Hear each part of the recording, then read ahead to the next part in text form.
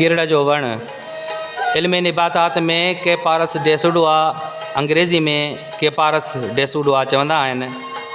उनखे अरबी में शजरुल दबील, फ़ारसी में दरख़्त किरीड़ चवंदा आहिनि।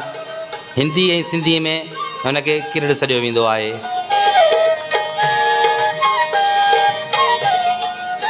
हीअ सिंध जो आम जंगली बूटो आहे। सिंध में किरड़ तमामु घणो ऐं बिल्कुलु आम थिए थो, जंहिंमें डोंरा, पुसी ऐं पका घणे अंदाज़ में मिलनि था। आम तरह हीउ बूटो पकी ज़मीन जो आहे। हिन जूं पाड़ूं घणो हेठि वञनि थियूं ऐं पंहिंजो रेज ज़मीन मां हथु कनि थियूं।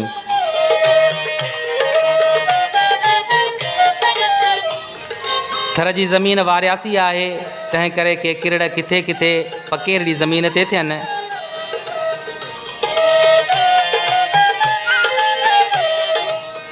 ऐं उहे रेज बि ज़मीन मां हासिल करे वाद वीज कनि था। जहिड़ोकि सिंध जे पटम थियनि था, उन सबबि न कि अहिड़ा घाटा थियनि था, न वरी मजन फर जाम थिए थो। किन किन हंधनि ते कज़ा सां के पका अञा पैदाई मस थियनि था त बुलबुलियूं ऐं ॿिया पखी खायो सुञ कयो छॾनि।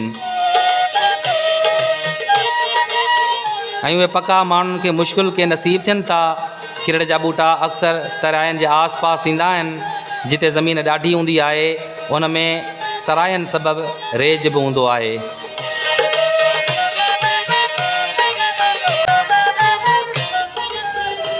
किन किन तराइनि वटि ख़ुसूसन हिकु ॻोठु नेणीसर जो गोधियार ऐं मिठी जे विच ते आहे। उते किरड़ जा वण उतां खां नज़र ईंदा आहिनि। हीअ वण भिटियुनि ते को विरले थिए, हेठां हंधनि ते नरम ज़मीन ऐं ख़ासि करे डरनि ऐं तराइनि जी सख़्तु ज़मीन थिए।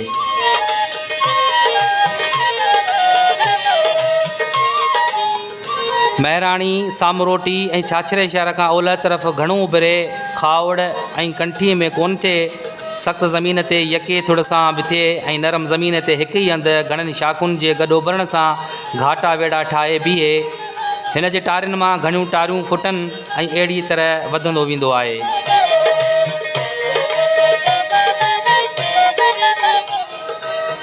कचनि गोचनि में पिणु तमामु नंढड़ा थियनि, जे ॼण कंहिं हिसाब में कोन आहिनि। उहे बि जल्दी ई छणियो वञनि। बाक़ी नंढा नंढा कंडा जाम थियनि।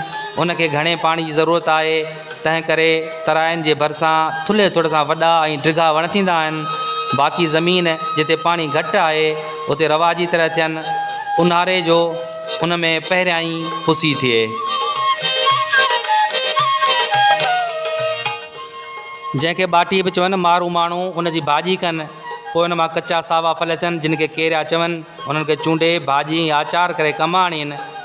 पचण बैदि ॻाढ़ा थियो पवनि। उन्हनि खे पका चवनि, जे चूंडे माण्हू लाहींदा आहिनि। पखी ख़ासि करे होड़िया ऐं लेलूं पका जाम खाईंदा आहिनि। ऐं केतिरा त ठूंगा हणी फिटायो केरायो छॾीनि।